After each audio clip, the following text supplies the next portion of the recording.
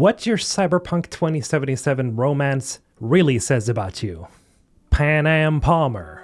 You saw one impulsive biker girl and you instantly decided to base your entire personality around reckless decisions. You think jealousy means they care, instead of realizing that you're just insecure as hell. You romanticize driving dangerously because you're too emotionally stunted to go to therapy. You mistake loud arguments for passionate chemistry. You don't want a stable partner. You want someone who makes your life actively worse, but looks good doing it.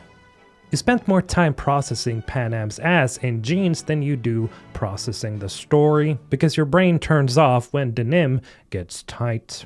You genuinely felt special when Pan Am bossed you around, because your kink is apparently having zero self-respect. Judy Alvarez. You're the type of person who falls in love if someone just vaguely tolerates your existence. Your flirting style is awkward silence, followed by overly detailed compliments about niche hobbies. You pretend that you're tough, but you crumble instantly at the first gentle touch. You probably have a folder on your desktop labeled Dream Girl Aesthetics, and frankly, it's embarrassing. Your emotional state depends entirely on how quick Judy responds to your texts. You don't want romance. You want someone cooler than you to validate your social anxiety.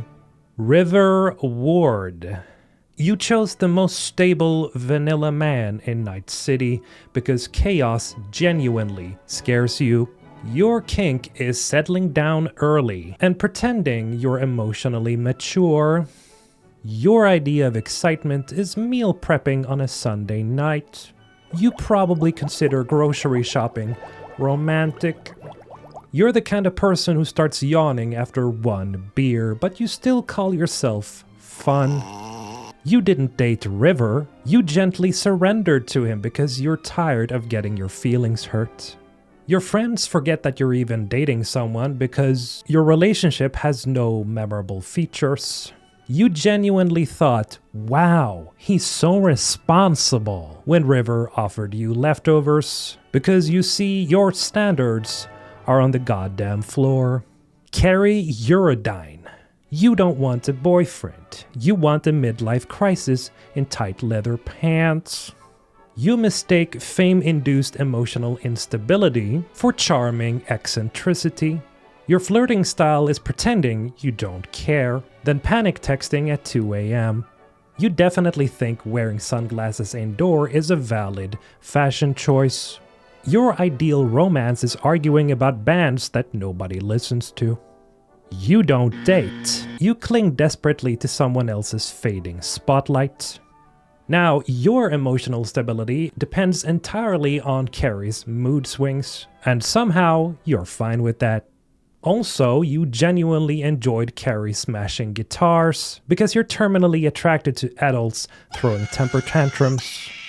Meredith Stout. You're attracted exclusively to people who scare the living shit out of you. You mistake aggressive negotiations for flirting. You're the type of person who probably fantasizes about someone calling you pathetic during a board meeting. Your dating life is just corporate espionage roleplay at this point.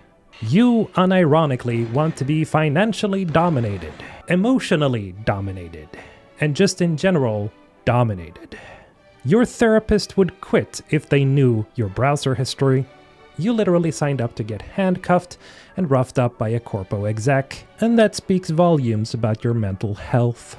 You got genuinely turned on when Meredith threatened you because self-respect is a foreign concept to you.